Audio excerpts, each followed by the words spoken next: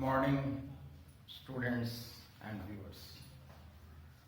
Welcome to you all. Today's topic is branch accounting, methods of branch accounting, and under methods of branch accounting, second method is final account method. जैसा कि आप जानते हैं, पहले पिछले class में पिछले लेक्चर में मैं आप लोगों को फर्स्ट मेथड की जानकारी दिया था। आज मैं आपको फाइनल अकाउंट मेथड यानी ब्रांच अकाउंटिंग का दूसरा मेथड बतलाएंगे जिसका नाम है फाइनल अकाउंट मेथड। इस मेथड में trading and PL account prepare किया जाता है प्रॉफिट लॉस जानने के लिए। ट्रेडिंग एंड पीएल अकाउंट जैसे 11 से आप लोगों की जानकारी है उसी फॉर्मेट में उसी प्रारूप में बनेगा, कोई डिफरेंस नहीं है, बस नाम का थोड़ा डिफरेंस है। सबसे पहला आइटम ट्रेडिंग अकाउंट का है ओपनिंग स्टॉक। ओपनिंग स्टॉक के वैल्यू को लिखेंगे हम इसमें। दूसरा आइटम है good supplied. Good supplied like purchases, जैसा पहले ही बतला दिए थे, उससे आपको मालूम है परचेज रिटर्न लेस किया जाता है। गुड सप्लाई रिटर्न यदि क्वेश्चन में है तो उसको लेस करके माइनस करके तब अमाउंट में ले जाएंगे। Direct expenses as wages, carriage, freight, factory charges, अगर इस तरह का कोई एक्सपेंस है तो पहले में लिखते थे, आज भी लिखेंगे। क्रेडिट साइड में सेल्स में कैश सेल्स, क्रेडिट सेल्स, दोनों के वैल्यू को कंबाइन करके अमाउंट में ले जाएंगे।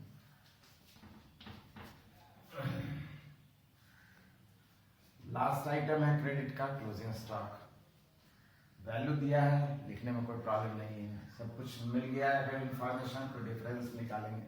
जैसा कि हम जानते हैं ये इनकम साइड है, अगर इनकम साइड ज्यादा अमाउंट आता है, डेबिट में अमाउंट कम है तो डिफरेंस इस साइड में आएगा, जिसे हम ग्रॉस प्रॉफिट के नाम से रिकॉर्ड करेंगे। बाई चांस डिफरेंस इस साइड में आता है तो इसे हम ग्रॉस लॉस कहेंगे। इसके बाद नेक्स्ट हमारा अकाउंटिंग स्टेप बढ़ेगा, that is known as profit and loss account. जैसा कि हम जानते हैं ग्रॉस प्रॉफिट और balance CD equal to balance BD और बाई ग्रॉस प्रॉफिट है तो इनकम के साइड में उसको हम कैरी फॉरवर्ड करेंगे। लॉस आने से जस्ट अपोजिट में डेबिट में हम उसे ट्रांसफर करेंगे, लिखेंगे। इसके बाद प्रॉफिट एंड लॉस अकाउंट के डेबिट में आप जानते हैं इनडायरेक्ट नेचर के एक्सपेंसेस को लिखा जाता है, ऑफिस एक्सपेंसेस को लिखा जाता है, जैसे सैलरीज है, रेंट है, टैक्सेस है, इंश्योरेंस है, डेप्रिसिएशन है, इन सब आइटम्स को लिखेंगे।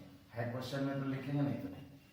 क्रेडिट में नॉमिनल और रेवेन्यू नेचर इनकम्स को लिखा जाता है, लेकिन जैसा कि आप जानते हैं ब्रांच अकाउंटिंग में ब्रांच के लिए कोई नॉमिनल और रेवेन्यू नेचर के इनकम का प्रायः कोई प्रश्न नहीं है, इसलिए क्रेडिट में कुछ आना नहीं है ग्रॉस प्रॉफिट के अलावा। और फिर फाइनली डिफरेंस निकालेंगे। इस डिफरेंस को अगर हम डेबिट में पाते हैं, क्रेडिट ज्यादा है डेबिट कम है, तो डिफरेंस को नेट प्रॉफिट के नाम से लिखेंगे। बाई चांस स्थिति अपोजिट है तो नेट लॉस। नेट प्रॉफिट को हम जैसा कि जानते हैं ये इंडिविजुअल ब्रांच का बन रहा है। Trading and PL account of जिस भी ब्रांच का बन रहा है, और जैसा कि जानते हैं एक निश्चित पीरियड के लिए बनता है, तो फॉर द पीरियड एंडिंग जो भी पीरियड एंड कर रहा है उस पीरियड का नाम लिखेंगे। यहाँ आएगा name of branch.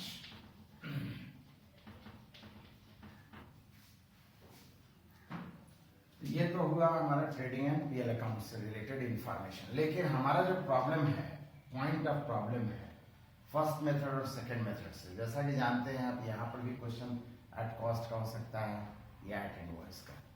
Preparation of finance trading and PL account in branch accounting always at cost. ये बहुत की पॉइंट, इंपॉर्टेंट पॉइंट है, रिमेम्बरेबल पॉइंट है, ये हमेशा याद रखना है कि ट्रेडिंग एंड पीएल अकाउंट में जब भी वैल्यू पुट करेंगे हम, किसी भी तरह का क्वेश्चन हो, कॉस्ट का हो चाहे इनवॉइस का हो, हमेशा कॉस्ट वैल्यू से ही प्रेजेंट करेंगे। इनवॉइस का होगा तो रफ में उसे हम बढ़े हुए वैल्यू को कैलकुलेट करके माइनस करके और कॉस्ट वैल्यू कैलकुलेट करने के बाद, मालूम करने के बाद डायरेक्ट यहाँ पर लिखेंगे। हम जानते हैं पहले से बताया गुड्स से रिलेटेड आइटम इनवॉइस में रहता है, तो इसे हम एट कॉस्ट में लिखेंगे। इसे हम एट कॉस्ट में लिखेंगे। यहाँ पर क्लोजिंग स्टॉक एट कॉस्ट में आएगा और ओपनिंग स्टॉक एट कॉस्ट में आएगा। इनवॉइस का क्वेश्चन है तो रफ में उसके इनवॉइस वैल्यू को घटा करके कैलकुलेट करके लेस करके कॉस्ट वैल्यू कैलकुलेट करके और उसे ही हम यहाँ पर प्रेजेंट करेंगे। ये सबसे पहला डिफरेंस है। दूसरा डिफरेंस क्या है, तो जैसा कि जानते हैं ट्रेडिंग अकाउंट में परचेज से परचेज रिटर्न माइनस करते थे, तो एग्जैक्टली वही चीज यहाँ भी हम कर रहे हैं। यहाँ परचेज का दूसरा नाम है गुड सप्लाई। हेड ऑफिस के लिए, ब्रांच के लिए ये सामान आ रहा है, लाइक परचेजेस है, इसलिए गुड सप्लाइड में से गुड सप्लाई रिटर्न को हम माइनस करेंगे। याद रखना है, फिर से बतला दे रहे हैं, ये भी एट कॉस्ट वैल्यू आएगा, ये भी एट कॉस्ट वैल्यू आएगा।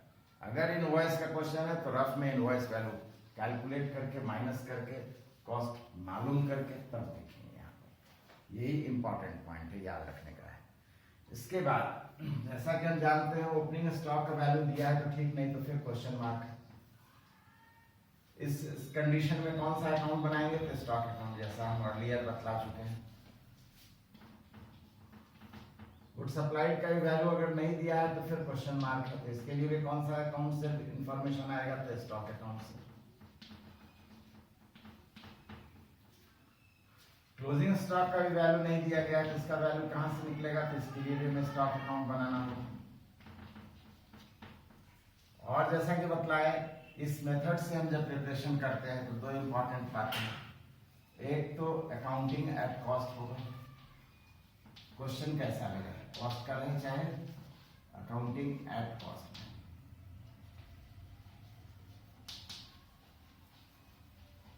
दूसरी बात, गुड्स सप्लाइड रिटर्न, क्रेडिट में नहीं लिखेंगे, less with goods supplied. Goods supplied return को गुड्स सप्लाइड से माइनस करके लिखें।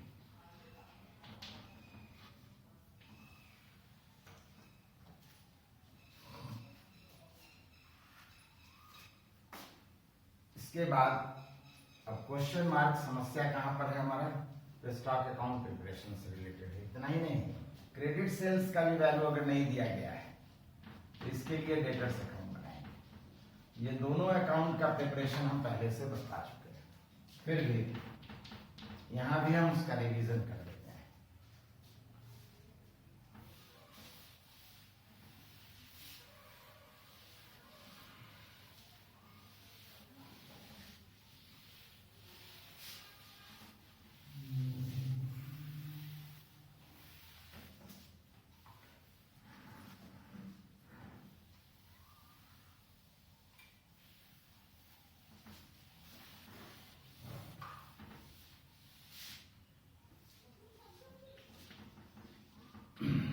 Branch debtors account,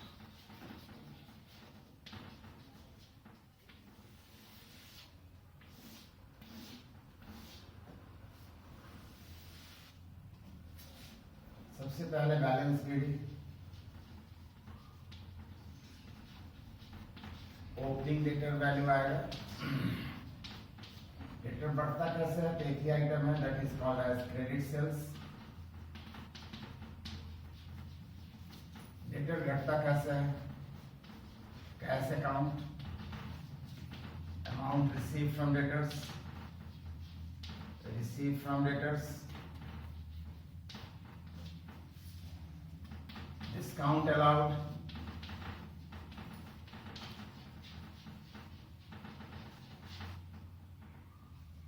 back dates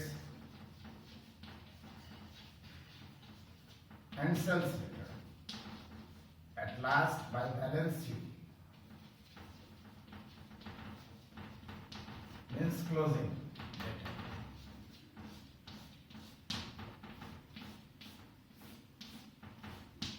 Next account is branch stock account.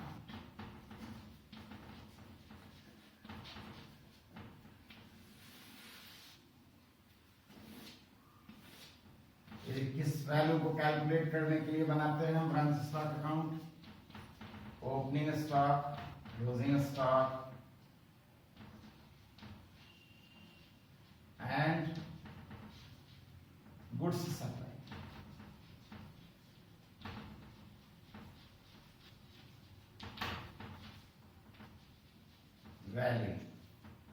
इसके कैलकुलेशन के लिए बनाएंगे। ये किसके लिए बनाएंगे? तो opening debtor, closing debtor, credit sales.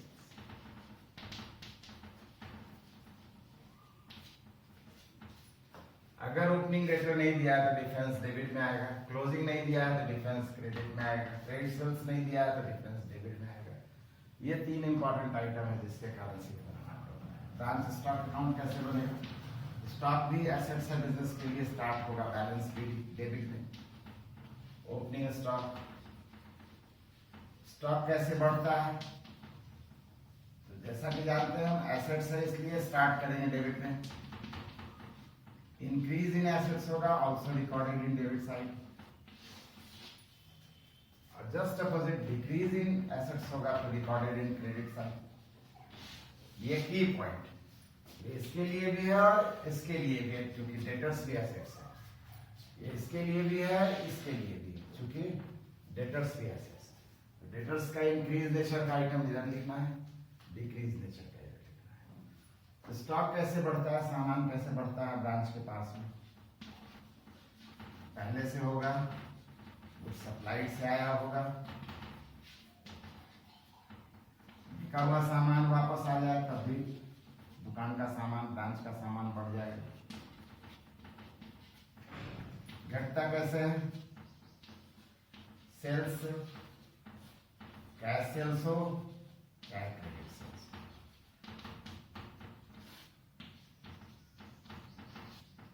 और कैसे घटता है? तो गुड्स सप्लाइड रिटर्न्स। और कैसे घटता है? वेस्टेज ऑफ स्टॉक्स, जिसे हम पीएल अकाउंट के नाम से लिख सकते हैं। और लास्ट में balance sheet, closing stock, then जो नहीं दिया गया, ओपनिंग स्टॉक नहीं दिया तो डिफरेंस यहाँ पे आ जाएगा, क्लोजिंग नहीं दिया है तो डिफरेंस यहाँ आ जाएगा, गुड सप्लाई नहीं दिया है तो फिर डिफरेंस यहाँ आ जाएगा। अगर सभी कुछ दिया हुआ है तो इन दोनों अकाउंट को बनाने की कोई जरूरत नहीं है। तो ये इंपॉर्टेंट पॉइंट है। जब ट्रेडिंग पीएल बनाएंगे, अगर कोई वैल्यू में स्टॉक का, डेटर्स का वैल्यू में कोई प्रॉब्लम आता है, गुड सप्लाई का वैल्यू नहीं मिलता है क्वेश्चन में, तब हम इन अकाउंट्स के सपोर्ट से उसके वैल्यू को कैलकुलेट कर देंगे और फिर ट्रेडिंग एंड पीएल अकाउंट को कंप्लीट करेंगे। एक और पॉइंट इससे रिलेटेड, इसी मेथड से रिलेटेड है, जैसा कि हम पहले ही बतलाए थे, फाइनल अकाउंट मेथड कंप्लीट होता है bye preparing trading and PL account and also branch account and such branch account like personal. तो ब्रांच अकाउंट की भी फिर जानकारी हम इसमें देंगे। ये ब्रांच अकाउंट पर्सनल के रूप में बनेगा, व्यक्तिगत रूप में बनेगा।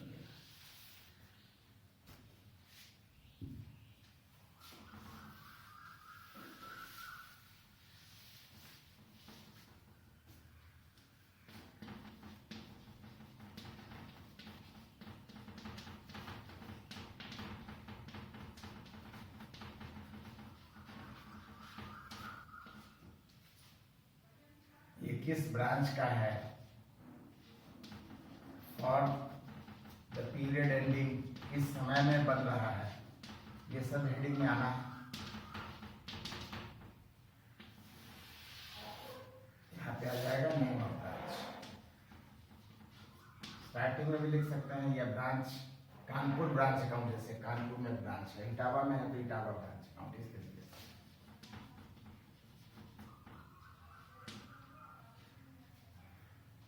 इस अकाउंट को कैसे प्रिपेयर करते हैं।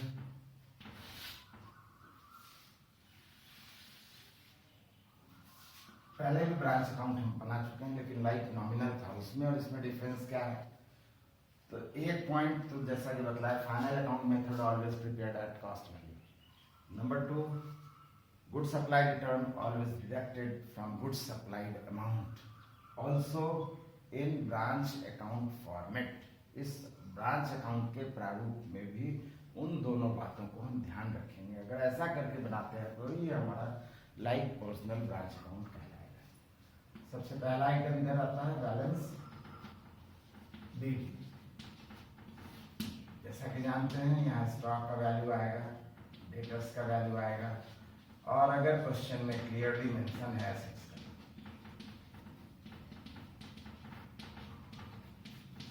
तीनों के वैल्यू को कंबाइन करके बनाएंगे। और जैसा कि जानते हैं opening balance BD means opening values, प्रारंभिक मूल्यों को लिखना है। Next item is good supply. और जैसा कि जानते हैं गुड सप्लाई से जब लाइक पर्सनल में अकाउंटिंग करते हैं तो गुड सप्लाई रिटर्न माइनस करें, इसके वैल्यू से इसे माइनस करके तब इसके बाद जैसा कि जानते हैं तीसरा अंतिम आइटम है डेबिट का बैंक अकाउंट। यहाँ क्या आना है तो डिटेल ऑफ एक्सपेंस, किसी का भी खर्च हेड ऑफिस का हो चाहे ब्रांच का, कोई भी खर्च पे एक्सपेंसेस पे करता है, total amounts finally paid by head office, that's why expenses of head office and expenses always recorded in debit side. Credit में क्या जाना है तो ऑलरेडी गुड सप्लाई से गुड सप्लाई रिटर्न लेस कर चुके हैं, इसलिए गुड सप्लाई रिटर्न अब हम क्रेडिट में नहीं लिखेंगे, स्टार्ट करेंगे बैंक अकाउंट से। यहाँ क्या आएगा कैश ट्रांजेक्शंस या कैश रिसीट्स के, cash receipts at branch. Branch में जितना भी नगद पैसा आया है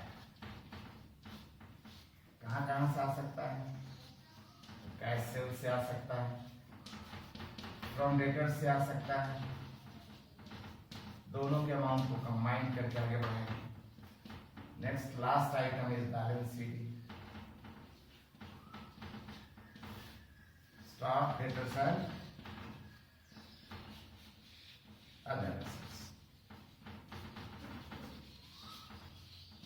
ये दोनों कंपलसरी है, ये अगर है तो लिखेंगे, नहीं तो नहीं लिखेंगे, है तो लिखेंगे, नहीं तो नहीं लिखेंगे।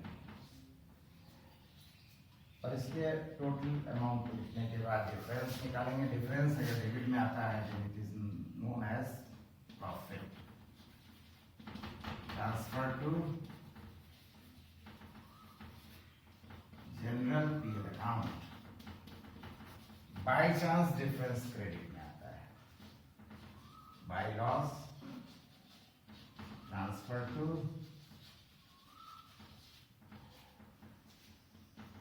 जीपीएल।